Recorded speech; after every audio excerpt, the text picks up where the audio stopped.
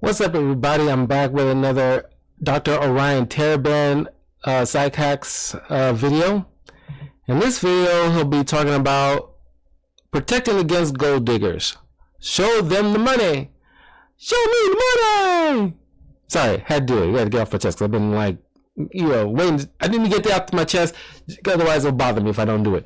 Anyway, I'll leave a link in the description below on YouTube to the original video, but definitely follow Dr. Orion Taraban Psych Hacks videos. His channel is amazing. Very good therapist. Very few therapists actually support, because he's not one of those therapists that tell you what you want to hear. He tells you what you need to hear, both for men and women. But in any case, I want to get right into it. Follow me on my YouTube and Twitch channel, Talkative Carl, as I stream games, react to videos, and review content.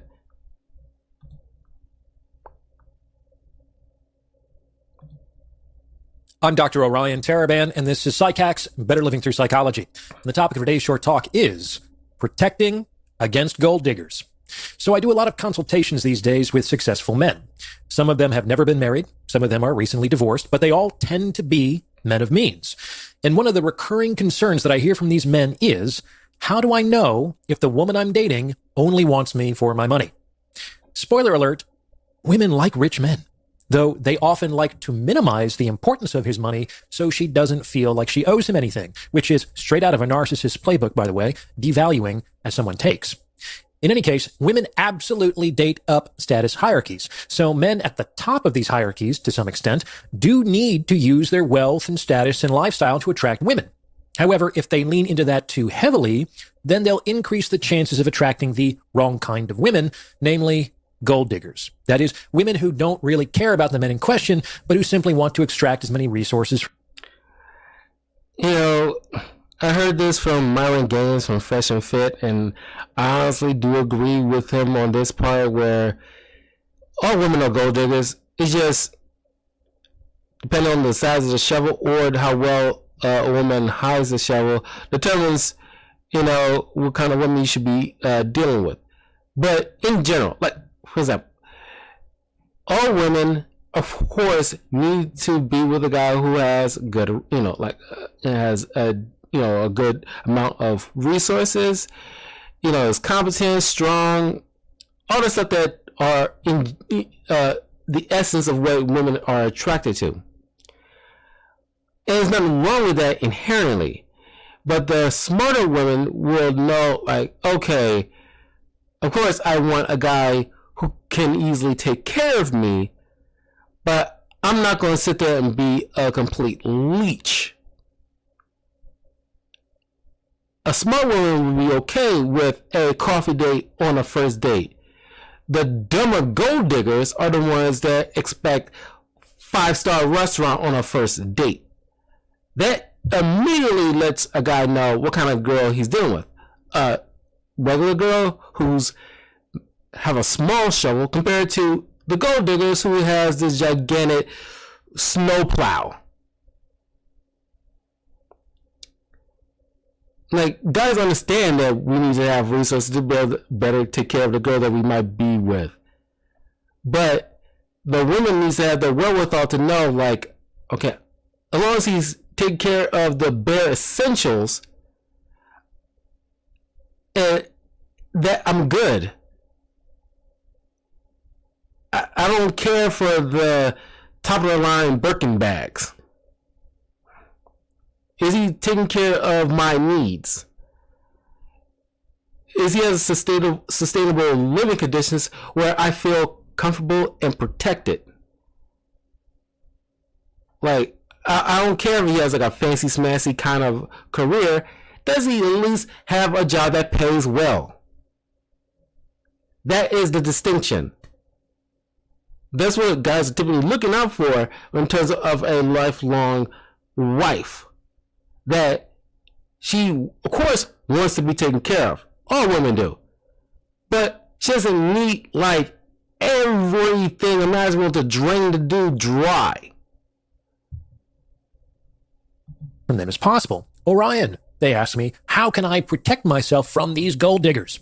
And on the surface, this seems like a legitimate concern, just like it might be a legitimate concern of women to defend themselves against fuckboys. That is, men who don't... Reciprocity, that's another thing.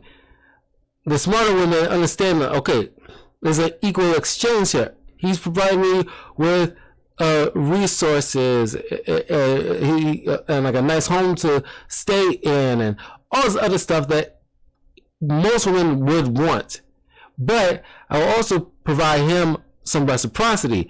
I'm making sure that his needs are met.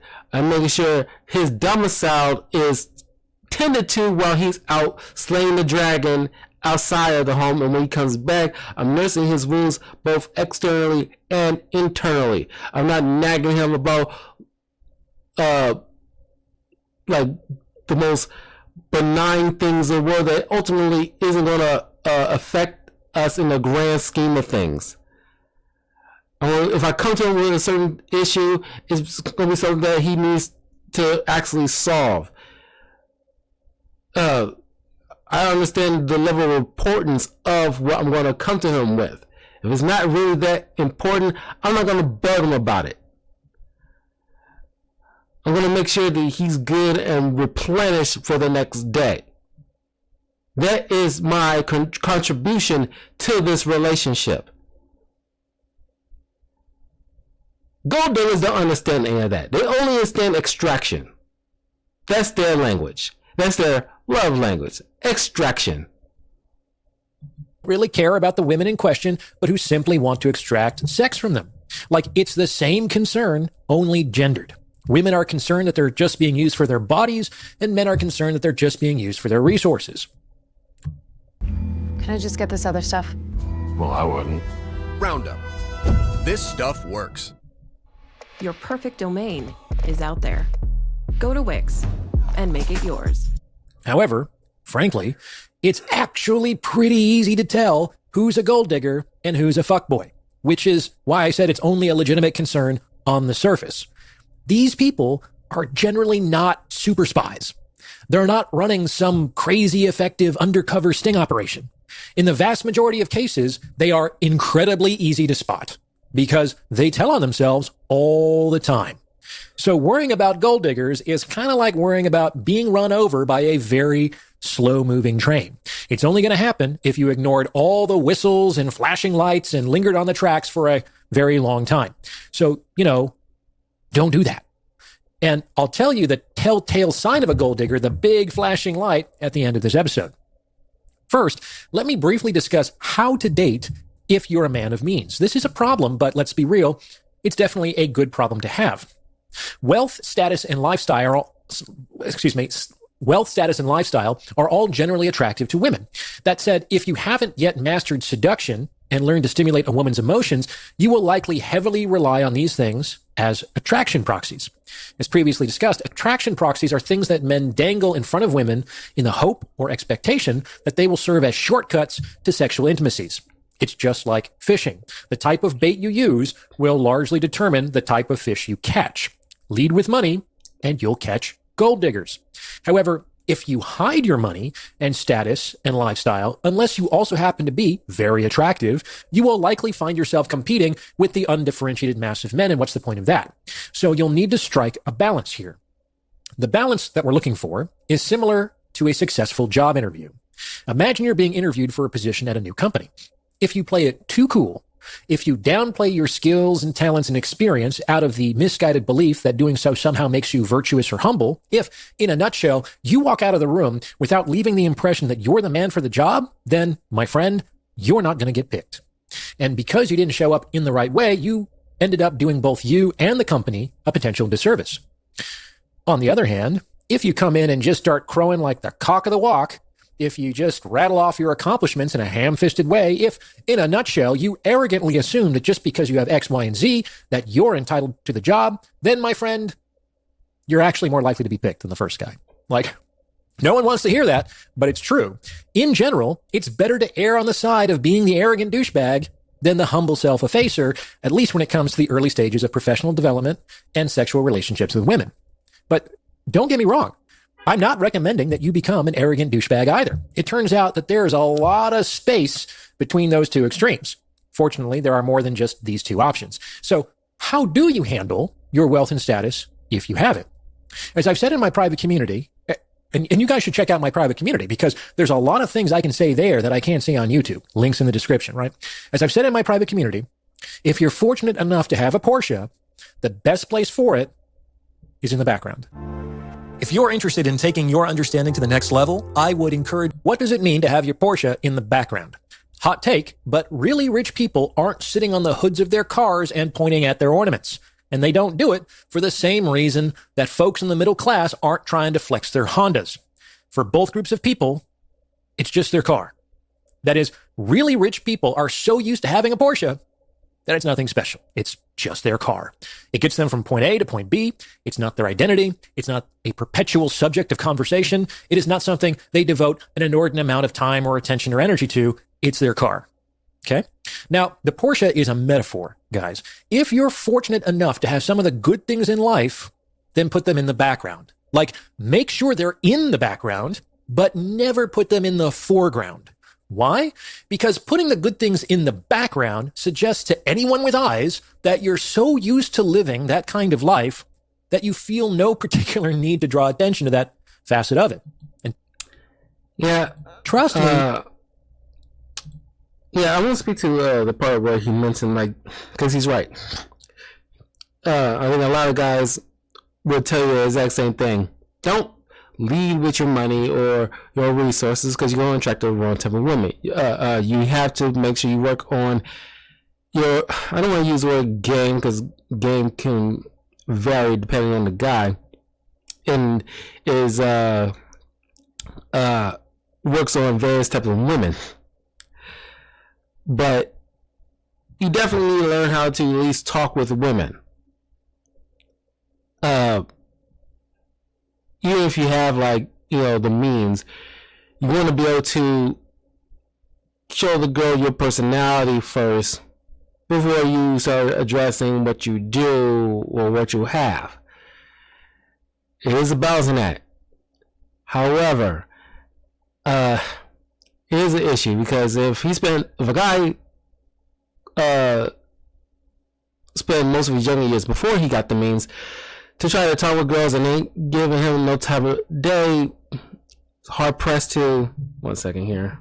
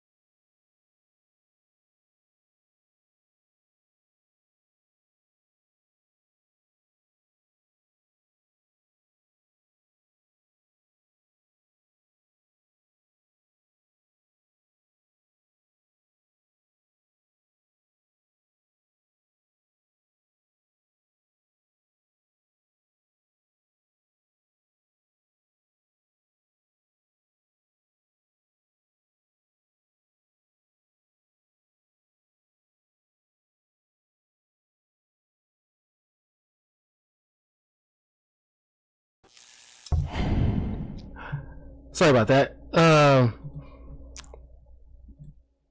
Where was I?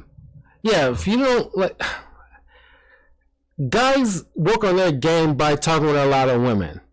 Whether you get the number or you get shut down, either way, you build up some callousness, so you can be able to approach women, get over that little anxiety hump, and actually like be able to generate some carefree attitude to walk over with confidence and talk with a chick. However, guys tend to get more misses than their wins. Once the guy built up something of himself, then it'd be a lot easier, because instead of him doing most of the approaching, more girls are approaching him, so he can better sift through kind of girls that he should be putting his attention to. And the anxiety almost is obliterated at that point, so now he can be a lot more casual in his conversation, but he still needs to learn how to be able to talk with women. He can't be a stuttering mess, which, like I said, since the anxiety part is pretty much nearly obliterated, he can be able to just smoothly talk with women at ease. That's like, because he knows full well that, let's say, like, where he only got probably one approach in his heyday, but now he's made something of himself. Now he has like, 5 or 6 girls trying to approach him. Now he knows full well these girls have clear interests. It's very obvious at that point. So he can better chat with one of these women, and he'll do so with established confidence, thanks to his net worth, and hopefully he worked on his physical health and his mental game, blah blah blah. So now it makes it a whole lot easier to chat it up. But he still needs to be able to have a likable personality, along with confidence. He still needs to work on that part. So yeah, it is a balancing act. But do not lean into your money, because that part either be a turn off for girls or you'll be attracting gold diggers. You have to be able to work on the personality part, so that way it syncs up to what you got. Like, you won't put up with bullcrap from certain women, and they'll read that confidence and come correct. Or at the very least, it'll weed out the gold diggers. People will notice. Or at the very least, you'll use those gold diggers for one purpose, and one purpose only, and throw them out back to the streets. The smart one will know how to come correct. People will notice that there's a Porsche in the background. You know what I'm saying? Vince Lombardi would tell his players, when you get into the end zone, act like you've been there before. The same thing goes for wealth, status, and lifestyle. Act like you're used to having them, even if you're not yet. This communicates that the end zone is actually where you belong. Okay, so let's say that you followed my advice. You've put your wealth and status in the background, and you've succeeded in attracting a woman, or even better, women. What do you do now? How do you defend yourself against the bad actors? It's simple. A mentor of mine once told me, Orion, I don't give him the money. I just show it to him. And this is the easiest, most straightforward, most foolproof way to defend yourself against gold diggers. Listen carefully. All you have to do is never, ever, ever, ever, ever separate your money from yourself. I'll say it again for the people in the back. Never, ever, ever, ever, ever separate your money from yourself. What does this mean? This means that access to your money must be isomorphic with access to you. Invite her into your... Wow, isomorphic. I've never heard that word before. I really like that word. I really like it. Isomorphic. Frame. While she's there, at your discretion, she will enjoy comfortable travel and delicious foods and extraordinary experiences, the best that life can offer. But as soon as she leaves... That's just a good word. I kind of want to look it up, because I kind of understand what is, probably means, just from gleaming from the sentence, but... Okay. Isomorphic. Two structures, systems, or mathematical objects that share an identical form, shape, or structure, even if they differ in superficial appearance or components. It signifies a one-to-one comparison, correspondence that preserve relationships between elements across different contexts commonly used in mathematics, computing, and AI-driven drug discovery. So basically, two systems or structures or mathematical objects that share an identical form, shape, or structure. So in this context, your job and your personal identity, share identical shape or structure, even though they're two distinct things.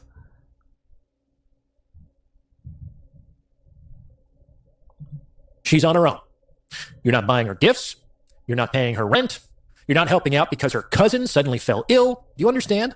That's a use of your money that has nothing to do with you. Even more, it communicates that her life can improve without you, though potentially not without your money. If a woman can extract money without your presence, then you're on the path to dissolution. I mean, that's basically what happens in a divorce, right? You must never allow a woman to separate you from your resources. And trust me, gold diggers will try. That's the sign. That's how they tell on themselves, gentlemen. They will make increasingly direct requests for money that do not involve your presence. And they will resort to manipulation tactics if you refuse. Damseling for pity, false offense for guilt, ultimata for fear. They'll flip the script and accuse you of being a fuckboy if you don't comply. They'll try to make you think that because you initiated a sexual relationship with them, that they are now entitled to something. See my very misunderstood episode, Sex Isn't Special, on this topic. Like, did you guys even watch that one? I think some people just read the title and got offended, which is telling. In any case, you have to hold firm. If she wants the good stuff, then the requirement is that she has to come to you. No exceptions. You are the sun. If she wants the light and the heat, then she's got to put herself next to you. You don't get that light and that heat at night. You understand? The easiest way to defend yourself against gold diggers is to only share your money, status, and lifestyle when she's with you, doing the things you want and not doing the things you don't want. It's really that simple. If she eventually gives you an ultimatum, let her go. Let her go. That's okay. Why? Because irrespective of her beauty, that was a silly woman. She took a gamble and she was wrong. She was paying her own rent before, and she'll continue to pay her own rent in the future. Her liabilities have not changed. The only thing that's changed is she's now reduced her assets. All those fun weekends and vacations and experiential opportunities, and most importantly, access to a man who could obviously improve her quality of life. She was in. And that's how a lot of girls, fumble a lot, because they could not separate the man, or at least they were trying to separate the man from the resources. And of course, a lot of them cope like, I can pay my own, blah, blah, blah. Like, if you could, you wouldn't be trying to dig into the guy's pockets while preserving your own. You are like, those tactics are played out. Guys are smarting up. That's why a lot of girls hate, content like this, because it's giving game to the naive guys out there in the world who don't know any better, because it means less power they have. It means less access to manipulation they have. They count on the naivete on men who don't know any better, who hopefully they can isolate to gain whatever resources they get out of that guy with little to no reciprocity on their end. And a lot of these girls are very malicious about it. They're very, horrific about it, where they don't care, and it's all about self, and they'll leave a guy high and dry once they can't get anything else out of it. And then, of course, use manipulation tactics to make them look like the victim or the hero in that scenario, even though they're the fucking villain. They hate content like this because they lose power. It's a power struggle. They want, the best amount or the most amount of naive guys as possible, that they can extract any resources they can possibly get from them. But if more guys, get more information like this, then it means they are left high and dry. That means they have to adjust, which they don't want to do. They don't want to have to adjust anything on their end. They don't want to have to grow as a person. They don't want to be held accountable because they hate that. But guys need to know, okay, this money comes with me. I'm not going to deal with your ultimatums. I'm not going to deal with your manipulation tactics. If I even get a sense or inkling that you'll try to pull something like that, you're gone. I'm not holding you hostage. Go about your life. But I'm going to find a girl who will appreciate me along with the resources. Who will respect me along with those resources. She won't separate the two. Patient, and she showed herself to be a penny smart but a dollar dumb. So no great loss there. In any case, that's how you do it, guys. Stay safe and happy hunting. What do you think? Does this fit with your own experience? Let me know in the comments below. And please send this episode to someone who you think might benefit from its content. I know you know a guy who needs to hear this. Yeah, man. Very smart. More men need to listen to this kind of stuff because it helps. It weeds out the bad women in the world. It leaves you a lot more wiser. Because too many guys have been burnt by nasty women that expect so much without giving any on their end. Or think just sex is good enough. But it's not. But I'm curious to know what you guys think, and I will see you guys for the next one. Peace.